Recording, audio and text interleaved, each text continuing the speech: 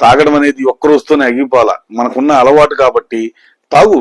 ఏదో సమయం సందర్భాన్ని బట్టి ఏదో సందర్భంలో ఎక్కువగా తాగేసుకొని ఉద్దాగా ఆరోగ్యాలు పాటు చేసుకొని నీతో పాటు నీ ఫ్యామిలీని కూడా నడి రోడ్డు మీద తెచ్చుకునే పరిస్థితి తెచ్చుకోకుండా హ్యాపీగా ఇప్పుడు అకేషన్ చూసుకొని కొంచెం తాగడం అలవాటు వేసుకోండి. మద్యం మత్తులో చేసే తప్పు వల్ల నీ జీవితం మధ్యలోనే ఆగిపోవచ్చేమో.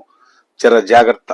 రేపైనా తాగొచ్చు, అర్థం చేసుకోండి. ముందు నీ ఫ్యామిలీ మెంబర్స్ నీ కోసం ఎదురు చూస్తున్న వ్యక్తులు ముఖ్యం. మద్యం ఇట్లా తాగుతా ఉండడం వల్ల నువ్వు కోల్పోయే నష్టాలు అన్నమాట. రోజంతా కష్టపడిన మనీ లాస్, ఇంట్లో ఫ్యామిలీ పరువు అందరి ముందు ఎగతాళిగా ఉంటది. ఈ ఆరోగ్యం పోగొట్టుకోవడం, నీకు అన్ని భారంగా మారడం, నీ కుటుంబానికి లేనిపోని కరువు తెచ్చి పెట్టడం, భారం తెచ్చి పెట్టడం, వాళ్ళని అభద్రతా భావం కలిగించడం, అమౌంట్ దరిద్రాన్ని తెచ్చేసి ఇంట్లో తీసుకుని పెట్టుకున్నట్టు అనమాట. ఈ ముందు ఆగడం అనేది మనం తిని మనం తాగి మనం చేసేది మన డబ్బులు ఖర్చు పెట్టుకొని చివరికి ఏం చేస్తున్నాం, మన హెల్త్ ను మనం పాడు చేసుకుంటున్నాం.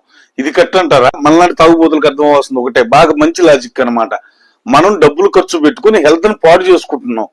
అదే తాగని వ్యక్తి డబ్బులు ఖర్చు పెట్టుకోవట్లా హెల్త్ ని కాపాడుకుంటున్నాడు. ఈ ఒక్కటి విషయం గుర్తుపెట్టుకోండి. మనకున్న ఒక చిన్న అలవాటు వలన మనని మన ఫ్యామిలీని అందరిని ఇబ్బంది పెట్టడమే కాకుండా డబ్బులు ఖర్చు పెట్టుకొని మరీ సమస్యలు తెచ్చిపెట్టుకుంటున్నాం అనమాట. అవసరమా మనకిది? మన ఆరోగ్యం కంటే ఇవన్నీ ముఖ్యమా? మన ఫ్యామిలీ మెంబర్ సంతోషం కంటే ఇవన్నీ అవసరమా? ఆలోచన. నీ కుటుంబం పరువు, నీ పరువు నీ బజార్కి ఇచ్చే పరిస్థితి మనకు అవసరం అంటారా? నిజమైన మన జ్ఞానంలో అయితే ఈ పనులు చేయగలమా? ఆ ఒక్కటి ఆలోచించుకోండి. మద్యం అనేది అవసరానికి ఏదో ఒక చిప్ అన్నట్టుగా ఉండాలి కానీ ఓ అని చెప్పి ఉద్యమం లాగా తాగి ఇది చేసుకొని ఆరోగ్యాలని కుటుంబాలని నడు రోడ్లు పాలు చేసుకొని అన్యాయం అవుతుందని ప్రతి ఒక్కరిని వేడుకుంటున్నాను.